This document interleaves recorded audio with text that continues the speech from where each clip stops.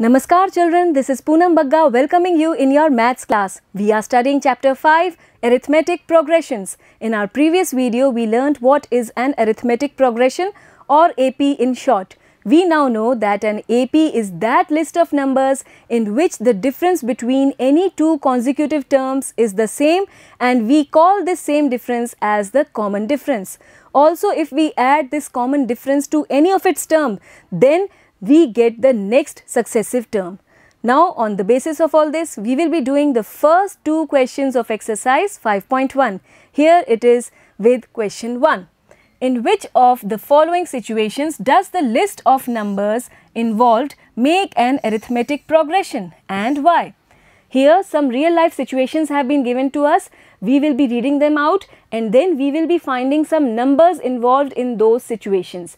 And we have to examine whether the list of numbers that we are getting, it is an arithmetic progression or not. And if yes, then we have to give the reason also that why the case is so. The first part is the taxi fare after each kilometer when the fare is rupees 15 for the first kilometer and rupees 8 for each additional kilometer. Here we are talking about the taxi fare, taxi का किराया यहाँ दिया है for first kilometer it is rupees 15. अगर हम 1 kilometre travel कर रहे हैं तो हमें कितना किराया देना होगा? It is rupees 15. And after the first kilometer, as we go on traveling, we will have to pay rupees 8 for each successive kilometer. आने वाले सभी किलोमीटर्स के लिए पर किलोमीटर हमें रुपीस 8 भी पे करना होगा, जहाँ पर फर्स्ट किलोमीटर का किराया है rupees 15. Clear? Now let us first take the taxi fare for first n kilometers to be AN. यहाँ पर हम डिनोट करने वाले हैं टैक्सी फेयर को AN से. फर्स्ट किलोमीटर का ट्रैवल करेंगे अगर हम तो कितना हो जाएगा fair? Rupees 15. That is the first term. Now we will be getting some numbers and we will be forming one list of numbers. तो उन list of numbers में से first term हो गई A1 और ये कैसे मिल रहा है? The taxi fare for the first kilometer. फिर अगर हम 2 किलोमीटर्स ट्रैवल करें तो कितना टैक्सी फेयर देना होगा? We are representing it by A2. n kilometers के लिए AN, तो 2 किलोमीटर्स के लिए A2 से रिप्रेजेंट कर रहे हैं. और कितना फेयर देना होगा? रुपीस 15 तो देना ही होगा फर्स्ट किलोमीटर का, और सेकेंड किलोमीटर के लिए हमें रुपीस 8 भी साथ साथ देना होगा. सो it will be equal to rupees 23. Again for the third kilometre what we will have to do if we are traveling for 3 kilometers, तो ये तो देना ही होगा 2 किलोमीटर्स का जो किराया है रुपीस 23, ये तो देना ही होगा. साथ ही अब हम थर्ड किलोमीटर एक्स्ट्रा चल रहे हैं तो उसके लिए फिर से हमें रुपीस 8 पे करना होगा. यही तो दिया है, rupees 8 for each additional kilometre. तो 2 के बाद एडिशनल किलोमीटर हो गया थर्ड किलोमीटर, उसके लिए भी रुपीस 8 हम ऐड कर रहे हैं. तो हमें मिल रहा है equal to rupees how much? It will B rupees 31.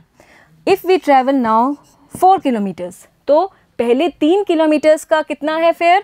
It's rupees 31. और अब जो रिमेनिंग फोर्थ किलोमीटर है उसके लिए भी हमें रुपीस 8 पे करने होंगे. So now the taxi fare will be equal to rupees 31 plus 8, that is rupees 39. So now the list of numbers that we are getting, we can write it here.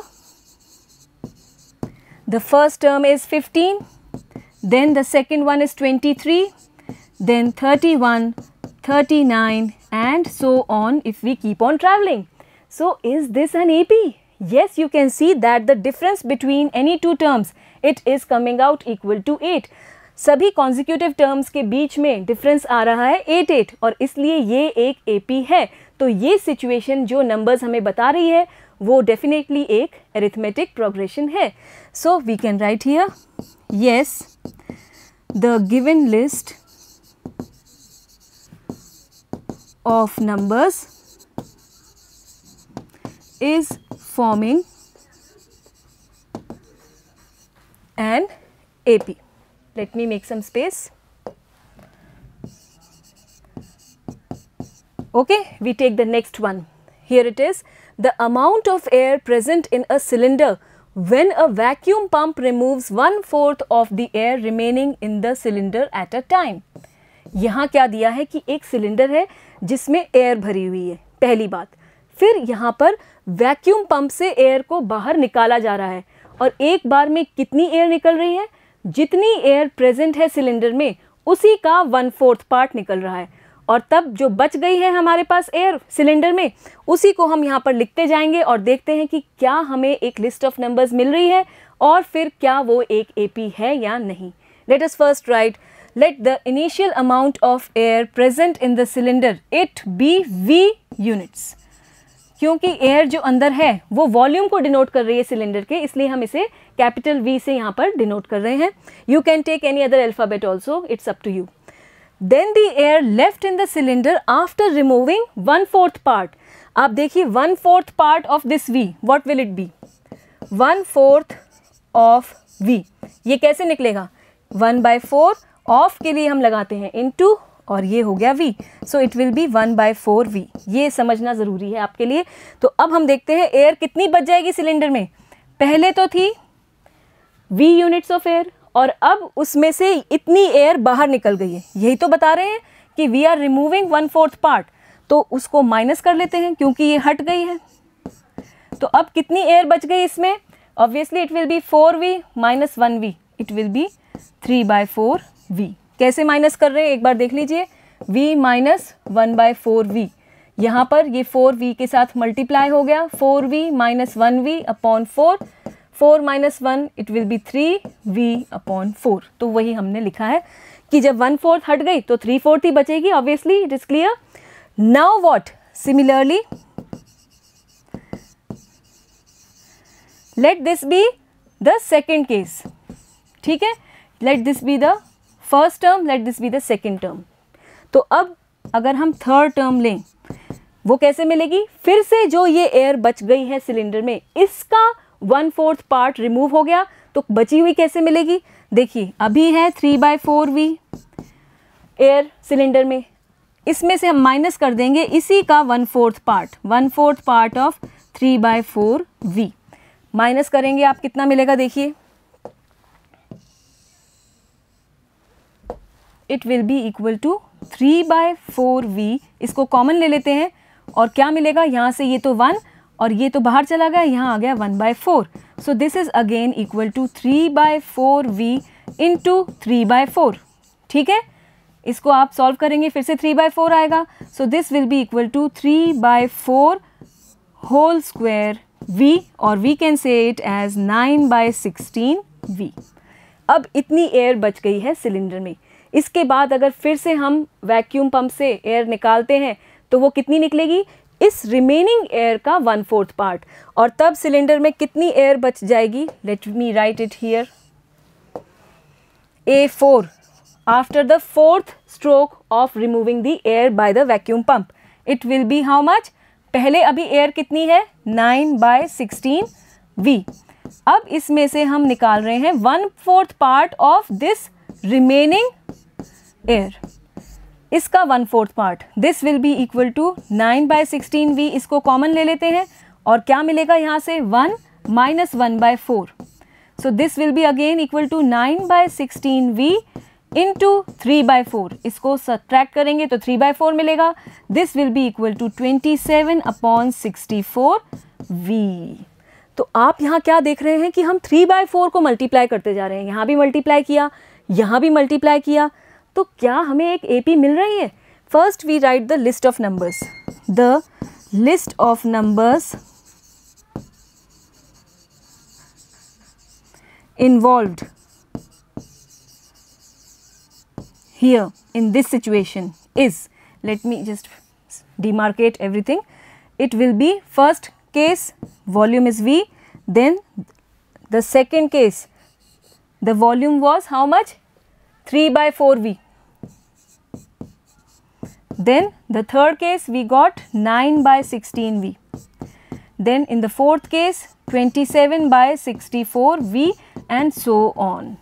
Now what we see that we are getting multiplied by the same number 3/4, but we are not adding the same number. So this is not the case of an AP. हम same number बार बार add नहीं कर रहे हैं, multiply तो कर रहे हैं पर हम add नहीं कर रहे हैं, और इसीलिए ये एक AP नहीं है.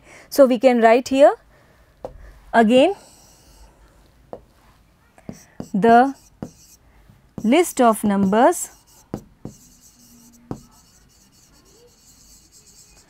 is not forming an AP as there is no common difference. Common difference ही नहीं है, मल्टीपल तो है लेकिन डिफरेंस नहीं है. ठीक है, getting it? Third part, the cost of digging a well after every meter of digging when its cost rupees 150 for the first meter and rises by rupees 50 for each subsequent meter. तो यहाँ पर एक well खोद रहे हैं और दिया है कि फर्स्ट मीटर जब खोद रहे हैं तो फर्स्ट मीटर को खोदने का कॉस्ट तो है रुपीज़ 150 और फर्स्ट मीटर के बाद जितने भी एक्स्ट्रा मीटर्स वो वेल खोद रहे हैं उसके लिए पर मीटर आपका कॉस्ट है rupees 50.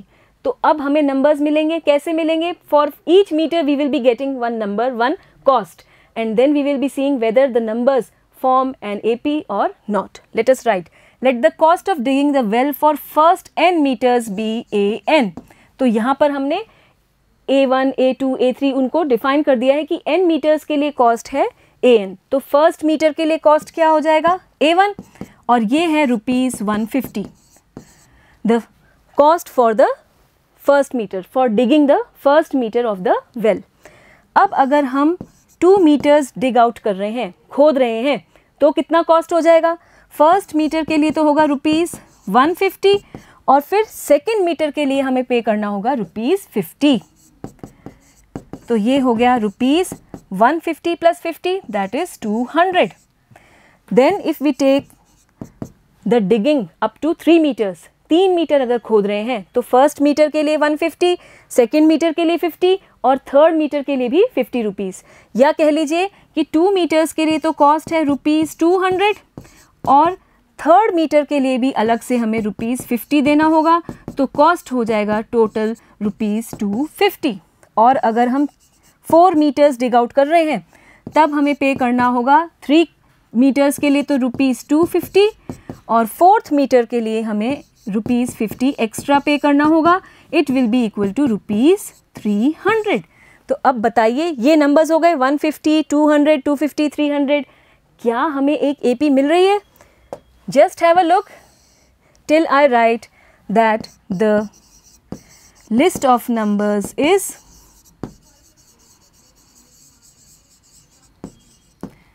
150, then 200, then 250, then 300 and so on. We will be getting the list in this case. Now we see that the common difference is equal to rupees 50 every time and so this list of numbers is forming an AP. So we can write here the list of numbers is forming an AP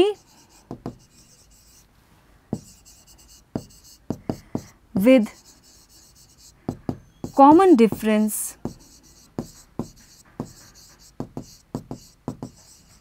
equal to 50. ठीक है, 50-50 add करते जा रहे हैं हम और हमें next से नेक्स्ट टर्म मिलती जा रही है. तो अब अगली टर्म क्या हो सकती है? Obviously for 4 meters the cost is rupees 300 and for 5 meters digging the cost will be rupees 300 plus 50, that is rupees 350. I hope it's very much clear. Next we have one more part, the amount of money in the account every year when rupees 10,000 is deposited at compound interest at 8% per annum.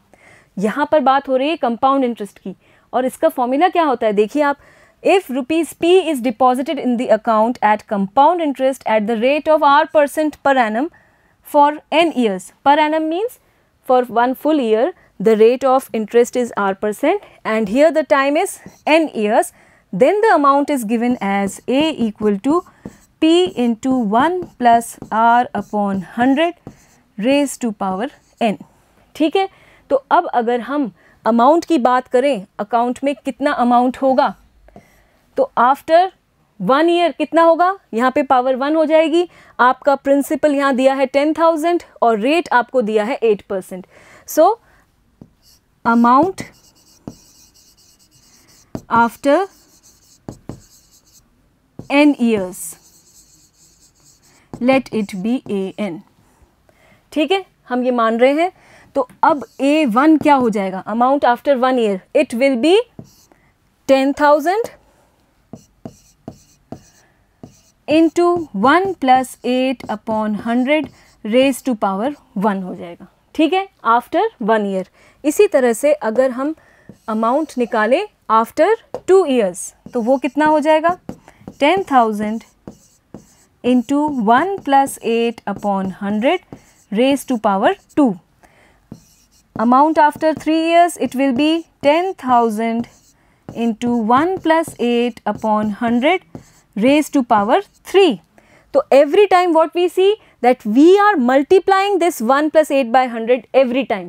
ये बार बार multiply हो रहा है, ना कि add हो रहा है। और इसलिए ये एक arithmetic progression नहीं है, क्योंकि arithmetic progression की क्या definition है कि सेम नंबर बार बार ऐड होता है या सब्ट्रैक्ट होता है, लेकिन इस केस में सेम नंबर बार बार मल्टीप्लाई हो रहा है। क्या मल्टीप्लाई हो रहा है हर बार, 1 + 8/100। इसको आप सॉल्व करेंगे तो ये हो जाएगा 108/100। तो यही नंबर बार बार मल्टीप्लाई हो रहा है, तो यहाँ हमें एक AP नहीं मिल रही है। We write here the numbers involved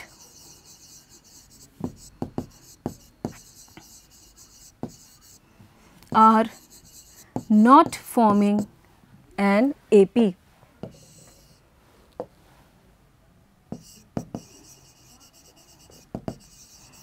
An AP as there is no common difference.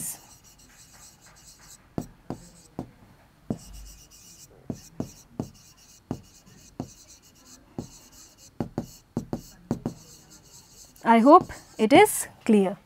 Next we take up question number 2. Write first 4 terms of the AP when the first term A and the common difference D are given as follows. तो ये तो बहुत ही easy question है। First term दी हुई है और common difference दिया हुआ है और हमें फर्स्ट 4 टर्म्स लिखनी है। तो ये क्वेश्चन आप पहले अपने आप कीजिए और फिर यहाँ से चेक कीजिए कि आपने सही किया है या नहीं। It's very easy. Let us take the first part. First term is 10 and the common difference is also 10। तो फर्स्ट टर्म जिसे हम A से डिनोट करते हैं वो तो हो गई 10। सेकेंड टर्म क्या हो जाएगी, it will B first term plus the common difference which is 10 + 10 that is 20। इसी तरह से थर्ड टर्म हमें कैसे मिलेगी, सेकेंड टर्म में हम कॉमन डिफरेंस ऐड कर देंगे और सेकेंड टर्म कितनी आ गई 20 और इसमें D है 10, उसको ऐड कर लीजिए आपको मिल जाएगा 30। फोर्थ टर्म कैसे मिलेगी, थर्ड टर्म में हम ऐड कर देंगे जो कॉमन डिफरेंस है उसको और थर्ड टर्म आपकी है 30 और उसमें ऐड कर दीजिए D which is 10 here, it will be equal to 40. So now these are the first 4 terms of this arithmetic progression. The first 4 terms are 10, 20, 30 and 40. The next term should be, obviously it should be 50.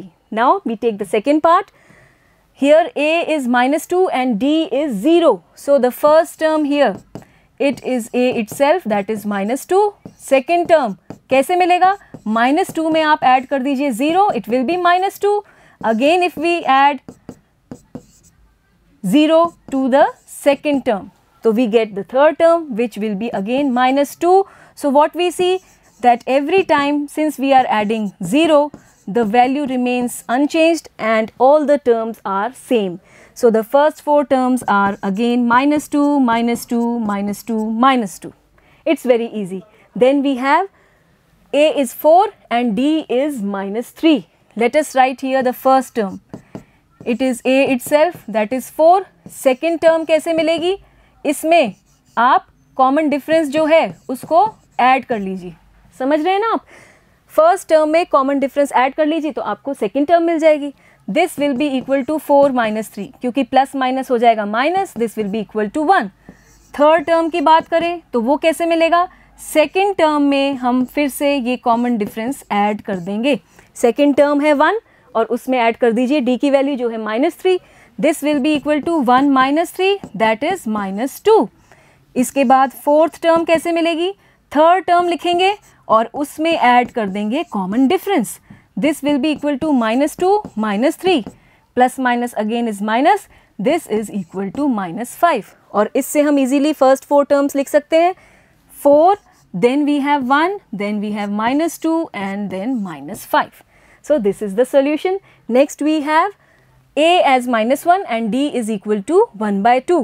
So first term it is a itself -1. second term कैसे मिलेगी, first term में हम add कर देंगे ये common difference 1/2। इससे आपको मिलेगा, ये देखिए 2 इंटू -1 हो जाएगा -2 plus 1/2, this will be equal to -1/2 the second term. Then the third term कैसे मिलेगी हमें, सेकेंड टर्म में कॉमन डिफरेंस को ऐड कर लीजिए। बार बार सेम नंबर हम ऐड ही तो करते हैं, तभी तो AP मिलती है हमें, तो यही नंबर हमें बार बार ऐड करते जाना है।